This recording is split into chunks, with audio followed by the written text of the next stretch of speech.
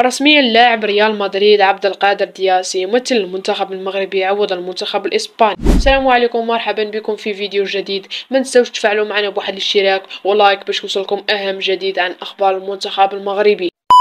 أكدت الصحف المغربية والإسبانية أن اللاعب ريال مدريد إبراهيم دياس يمثل المنتخب المغربي انطلاقا في التجمع المقبل إن شاء الله من خلال إتمام جميع الوثائق تغيير الجنسية الرياضية، حيث جاء هذا التأكد من الصحفي الموثوق فابريزيو رومانو في مقاله عن اللاعب أنه اتخذ قراره النهائي بتمثيل المنتخب الوطني المغربي عوض المنتخب الإسباني. ومن خلال الساعات القليلة المقبلة سينشر خبره اللاعب خبر في وسائل التواصل الاجتماعي، ويأتي هذا الخبر بعد عدة محاولات من المنتخب المغربي منذ سنة 2018 إلى سنة 2024 بفوز الجامعة الملكية لكرة القدم المغربية بإقناع الجوهرة المدريدية دياز بحمل القميص المنتخب المغربي، بحيث سيتم منحه الرقم 10 في قميصه.